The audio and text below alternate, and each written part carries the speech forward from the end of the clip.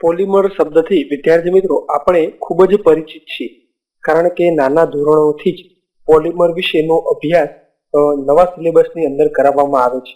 તો આપણે સૌ જાણીએ છીએ કે અત્યારે હાલ જે સમગ્ર વિશ્વ છે એ વિશ્વની અંદર દરેક જગ્યાએ દરેક વસ્તુની અંદર વધતા ઓછા પ્રમાણમાં પોલિમરનો ઉપયોગ થવા માંડ્યો છે.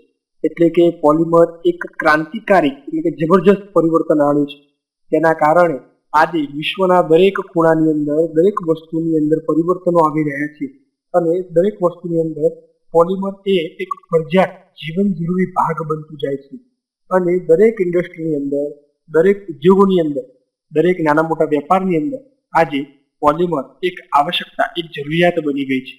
દરેક વસ્તુ જેવી કે નાના રમકડાથી લઈને મોટા મોટા જહાજો અને મોટા મોટા જહાજોના સ્પેર પાર્ટની વાત કરીએ તો તેનું સ્થાન પણ હવે ધીમે ધીમે પોલિમર લઈ રહ્યું છે. કપડા, મેડિકલ ક્ષેત્ર, ફાર્મસી ક્ષેત્ર વગેરે જગ્યાએ ધીમે ધીમે પોલિમરનો ઉપયોગ ખૂબ જ વધતો રહ્યો છે.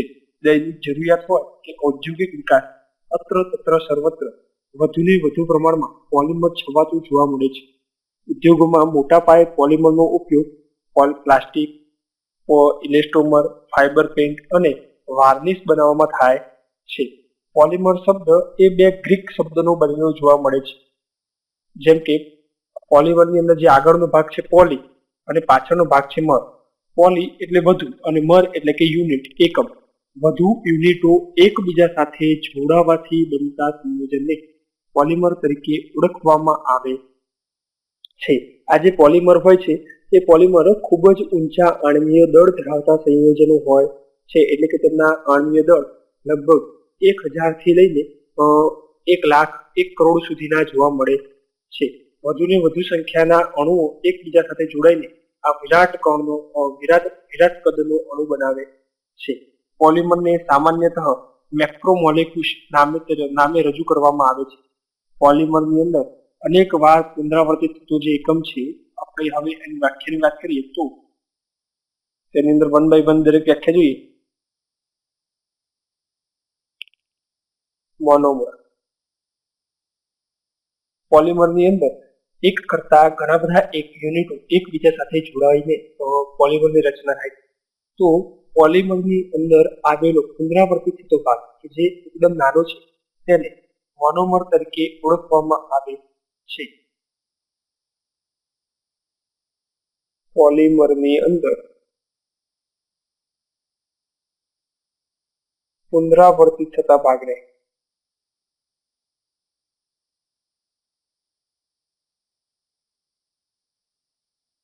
મોનોમર તરીકે ઓળખવામાં આવે છે.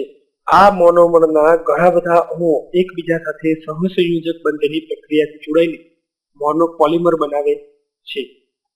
પોલિમર બનવાની પ્રક્રિયાને પોલિમરાઇઝેશન તરીકે ઓળખવામાં આવે છે.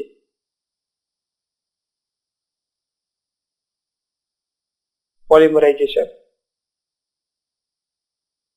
તો પોલિમર બનવાની ક્રિયા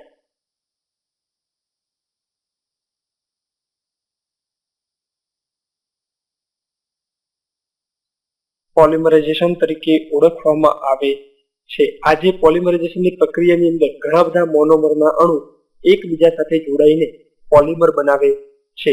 તો પોલિમરની અંદર જે અણુનું, જે એકમનું વારંવાર પુનરાવર્તન થાય છે એ ભાગને આવર્તનીય એકમ એટલે કે મોનોમર તરીકે પણ ઓળખવામાં આવે છે. આ ઉપરાંત પોલિમરની અંદર આવેલા પુનરાવર્તિત એકમની સંખ્યાને આ પોલિમરાઇઝેશન અંશ તરીકે ઓળખવામાં આવે છે.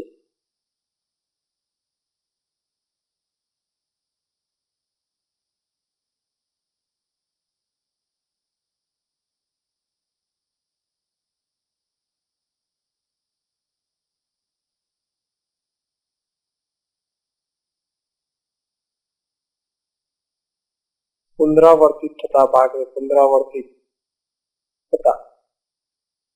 ભાગની સંખ્યાને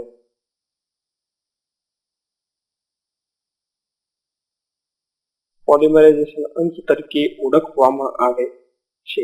જેમ કે પોલિથીનની વાત કરી તો પોલિથીનની અંદર ઇથિન મોનોમરના અસંખ્ય અણુઓ એકબીજા સાથે જોડાઈને પોલિમરાઇઝેશનની પ્રક્રિયાથી વિરાટ કદનો અણુ બનાવે છે, જેને આપણે પોલિથીન તરીકે ઓળખીએ છીએ. એનું એક ઉદાહરણ દ્વારા સમજીએ. એક્ઝામ્પલ કઈ રીતે પ્રક્રિયા થાય છે. તો ઇથિનના અણુઓ એકબીજા સાથે પોલિમરાઇઝેશનની પ્રક્રિયાથી જોડાઈને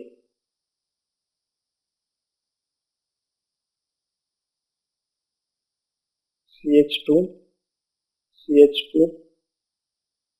જોડાઈને પોલિથીન બનાવે છે.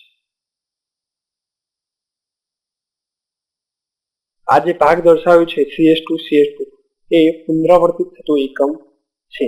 આ જે પોલિમરાઇઝેશન અંશની વાત કરી, એ પોલિમરાઇઝેશન અંશના આધારે પણ પોલિમરના બે પ્રકાર પાડી શકાય છે. જે પોલિમરની અંદર પોલિમરાઇઝેશન અંશ એમની વેલ્યુ 25 કરતા ઓછી હોય તેવા પદાર્થોને, તેવા પોલિમરને ઓલિગોમર તરીકે ઓળખવામાં આવે છે.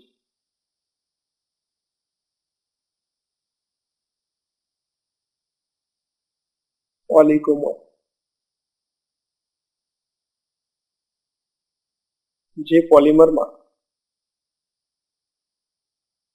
પોલિમરાઇઝેશન અંશ એનની કિંમત 25 કરતા ઓછી હોય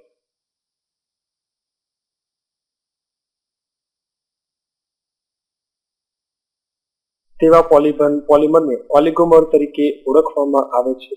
અને જે પોલિમરની અંદર પોલિમરાઇઝેશન અંશની વેલ્યુ 25 કરતા વધુ હોય તેને ભારે પોલિમર કહેવામાં આવે છે.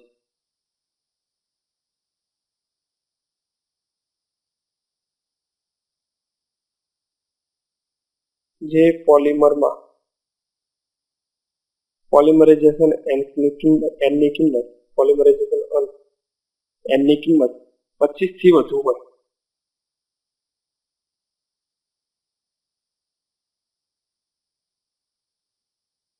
તેવા પોલિમરને ભારે પોલિમર તરીકે ઓળખવામાં આવે છે. આ જે ઓલિગોમરની વાત કરી એ જનરલી ફેવિકોલ જેવા જે એડહેસિવ હોય છે તેની અંદર તેમજ પેન્ટ ઉદ્યોગની અંદર વપરાય છે. જ્યારે ભારે પોલિમરનો ઉપયોગ ઘન અવસ્થામાં રહેલા પોલિમર બનાવવામાં કરવામાં આવે